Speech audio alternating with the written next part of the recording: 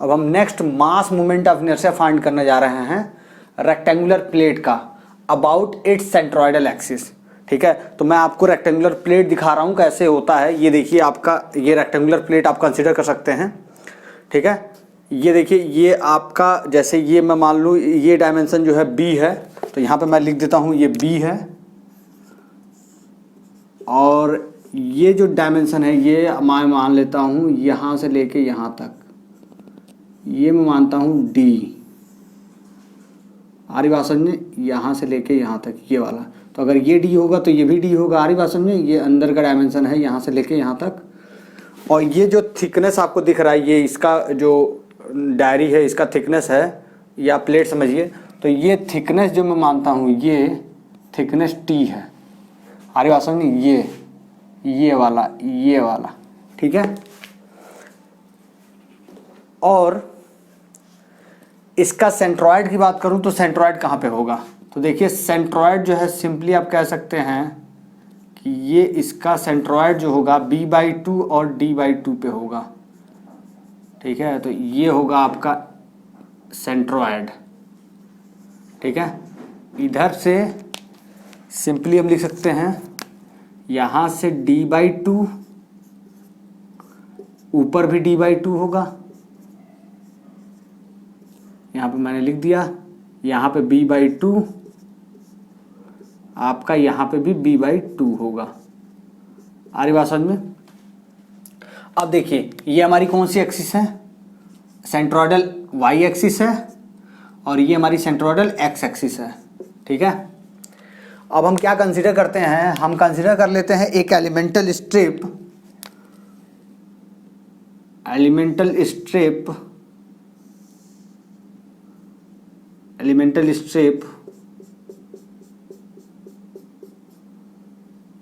dy width का। ठीक है, इसकी विड्थ जो है, ये विड्थ जो है dy विड्थ का मानते हैं eight a distance y from the x axis.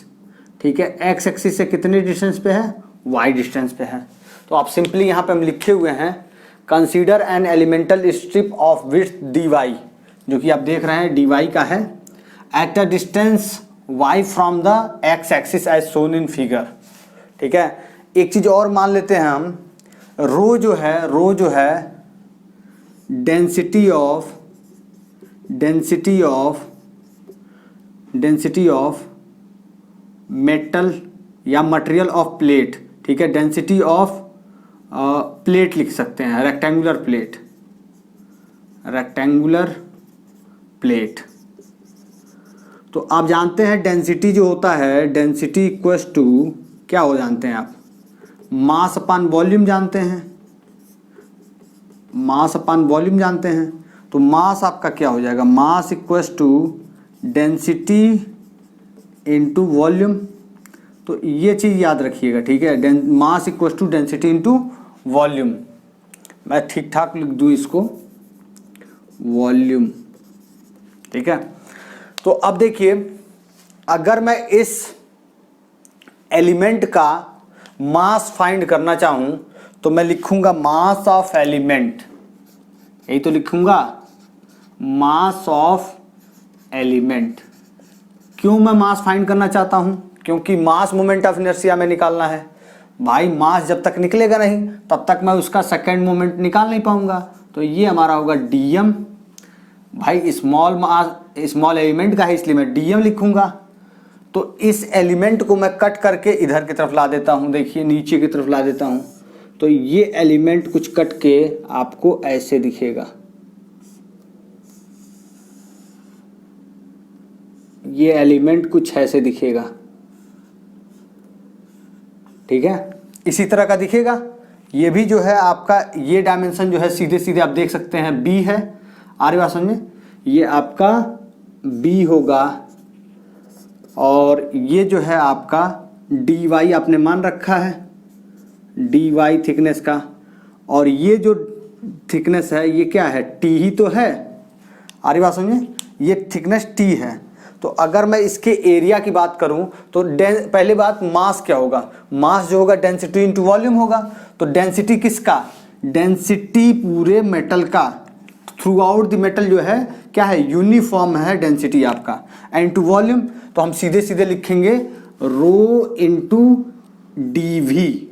DV क्यों, क्योंकि भाई स्मॉल वॉल्यूम है, तो ये हम फिर से लिख सकते हैं dm equals to rho into, इसका हम क्या करेंगे, एरिया निकालेंगे, तो हम सीधे सीधे डीवी को ये भी लिख सकते हैं, चाहे तो इसको वॉल्यूम लिखते हैं, वॉल्यूम ऑफ एलिमेंट, ठीक है। और यही लिखेंगे हम एरिया, वॉल्यूम को हम किस में चेंज कर सकते हैं, area of element multiply by thickness, ये भी लिख सकते हैं। तो ये क्या होगा, डीएम जो होगा आपका रो मल्टीप्लाई बाई एरिया, इसका कैसे निकलेगा, देखिए एरिया अगर आप डीए निकालना चाहते हैं तो भाई बी इंटू डी वाई, आप बी इंटू का डी वाई कर देंगे तो आपको एरिया मिल जाएगा। तो आप लिख देंगे बी इंटू डी वाई, क्या हो जाएगा, एरिया ऑफ एलिमेंट हो जाएगा। अब हम इसमें टी का मल्टीप्लीकेशन कर दे तो हमें क्या मिल जाएगा, वॉल्यूम। तो ये टोटल वॉल्यूम हो गया इंटू डेंसिटी। अब वॉल्यूम मल्टीप्लाई बाय डेंसिटी क्या मिल जाता है, हमें मास मिल जाता है। तो ये हमारा आ गया मास, ठीक है, total mass of the element. तो अगर मैं इसका सेकेंड मोमेंट ऑफ मास लूं अबाउट एक्स एक्सिस, तो हमें क्या मिल जाएगा, देखिए d i am about x axis. मतलब कि हम जो क्या करेंगे, जो मास लिए हैं इस मास में इसका परपेंडिकुलर डिस्टेंस का स्क्वायर मल्टीप्लाई कर देंगे, तो वाई स्क्वायर डीएम जो हो जाएगा आपका, क्या हो जाएगा आपका, मास moment of inertia of element about x axis, ठीक है। तो अब यहां से हम सीधे सीधे क्या करेंगे, देखिए d i m x, y square को वाई स्क्वायर रहने देंगे, डीएम को हम चेंज कर देंगे, ये क्या आया है, देखिए rho B D Y into T आया है। तो यहाँ से हम सीधे सीधे डी आई एम एक्स, तो ये क्या हो जाएगा, एम इसलिए लिख रहे हैं क्योंकि मास मोमेंट ऑफ इनर्शिया है, ठीक है।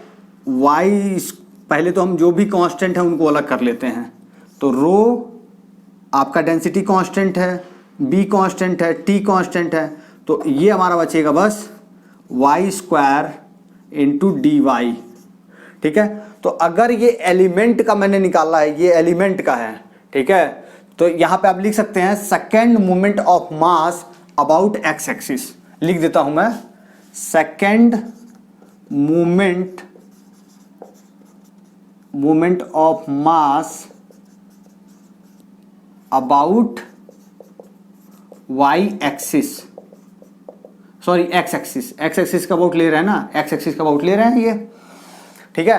तो ये क्या आ जाएगा, ये आपका एलिमेंट का हो जाएगा। अगर मैं इंटीग्रेट कर दूं तो क्या मिल जाएगा हमें, पूरी बॉडी का मास मोमेंट ऑफ इनर्शिया मिल जाएगा एक्स एक्सिस के अबाउट, ठीक है। तो एक्स एक्सिस के अबाउट मिल जाएगा, तो मैं इसको इंटीग्रेट कर देता हूं, तो रो बी टी कॉन्स्टेंट हो गया, और ये मैं वाई स्क्वायर डी ये क्या आ गया, डी वाई, ठीक है, डी वाई है, वाई स्क्वायर डी वाई, ठीक है। तो आई एम यहाँ पे एक्स, तो रो बी टी। अब देखिए इंटीग्रेशन कांस्टेंट, मतलब इंटीग्रेट कहाँ से कहाँ तक होगा, आपका वाई कहाँ से कहाँ तक वेरी करेगा, देखिए वाई आपका ये है, तो वाई आपका यहाँ से माइनस डी बाई टू, इधर क्या है d by two, two plus d by two, तो यहाँ पे लिख देता हूँ मैं minus d by two two d by two तक वेरी करेगा, ठीक है।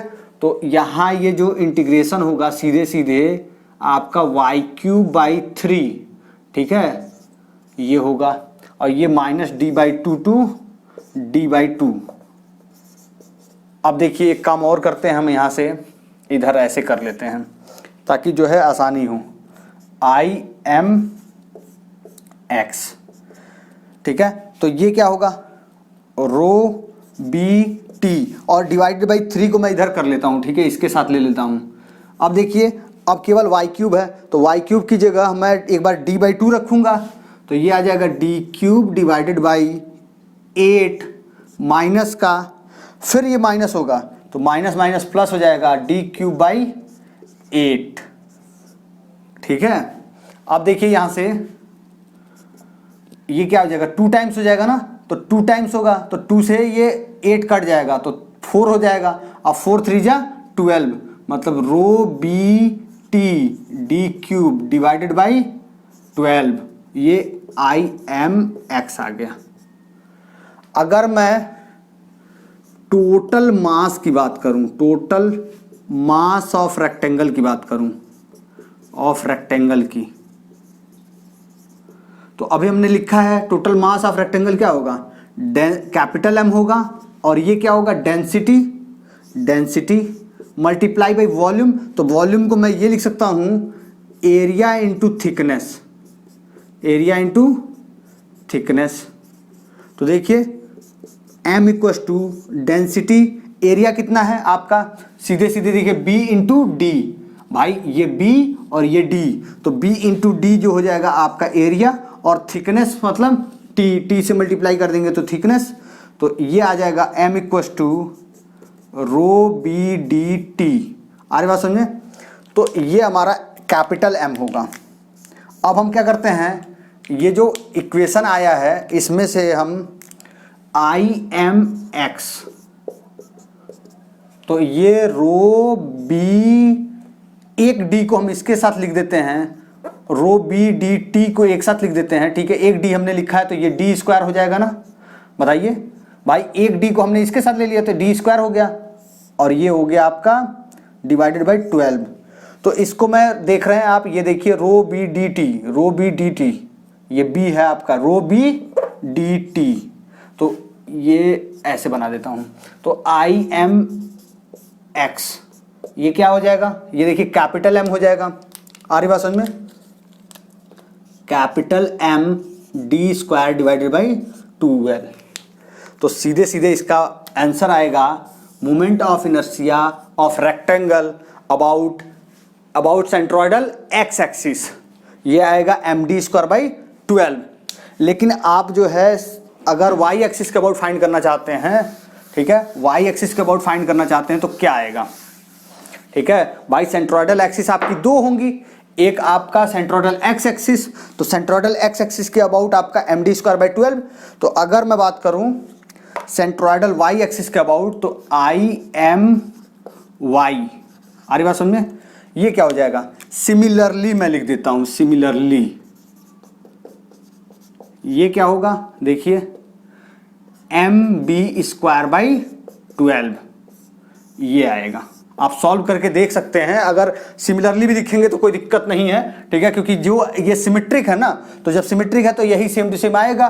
चाहे तो आप क्या करिए, एलिमेंट को ऐसे मान लीजिए, जैसे हमने ऐसे माना है, तो आप क्या करिए ऐसे मान लीजिए, ठीक है, ये वर्टिकली मान लीजिए, और यहाँ से x डिस्टेंस लीजिए और फिर y के अबाउट मूवमेंट लीजिए, फिर आपका वैसे ही सॉल्व करिए, और यहाँ से इंटीग्रेशन जो हो रहा था वो क्या होगा आपका माइनस b/2 से b/2 होगा, ठीक है। तो आपका यही आएगा, तो ज़्यादा टेंशन लेने की जरूरत नहीं है, सेम ऐसे ही एज इट इज लिख दीजिए, क्योंकि आपका ऑब्जेक्ट सिमेट्रिक है, ठीक है। तो इस वजह से एम बी स्क्वायर बाई 12 और ये एम डी स्क्वायर बाई 12 हो जाएगा, ठीक है। तो जो कट रहा है उसी पे हम पावर चढ़ाएंगे, तो एम डी ये है कट रहा है पहले, और जब y में निकालेंगे तो ये कट रहा है, तो बी स्क्वायर बाई 12।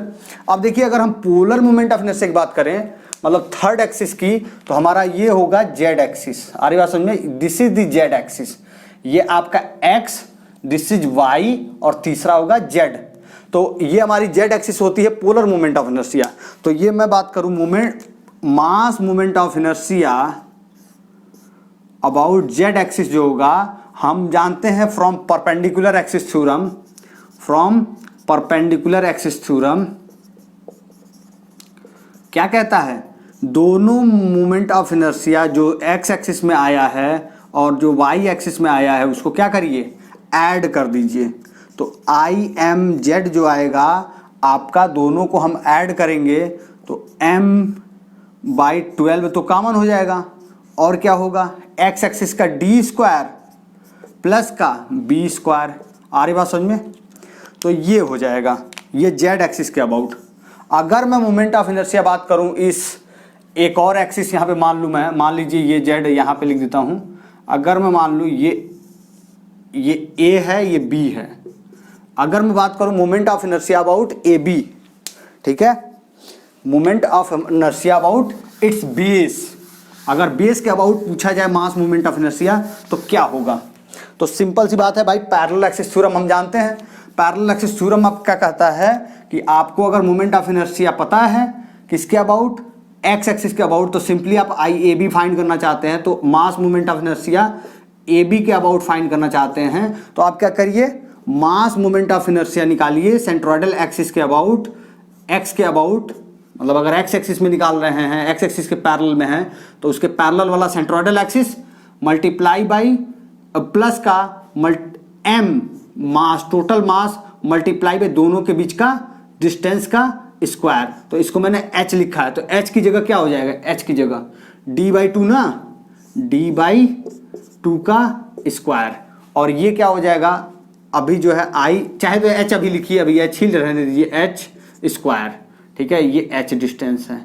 तो ये h डिस्टेंस क्या होगा, h जो होगा आपका d/2 के इक्वल होगा, तो IMAB आ जाएगा आपका IMX आपका कितना आया था, ये आया था, m यहाँ नहीं, ये मिट गया है, md²/12 प्लस का कैपिटल M, h की वैल्यू d/2 का होल स्क्वायर, तो d²/4, ये d/2 होगा ना, h की वैल्यू d/2, तो d²/4। तो इसको सॉल्व करिए तो m कॉमन, तो ये क्या हो जाएगा, m/12 होगा, तो ये जो होगा सीधे सीधे आपका md² प्लस का 3, 4×12 3 md², आ रही बात समझे, तो 3 1 4, तो 4 हो जाएगा, 4 3 जा 12, तो md²/3 आ रहा है, ठीक है। Moment of inertia about its base जो आएगा आपका md²/3 आएगा, ठीक है। तो ये पूरा रहा आपका रेक्टेंगुलर प्लेट के लिए moment of inertia about centroidal axis, x axis, y axis and z axis के बारे में, और साथ ही में हमने बेस के अबाउट फाइंड किया, ठीक है। तो ये सारी चीजें रही। अब हम नेक्स्ट करेंगे, चलिए देखते हैं इसको।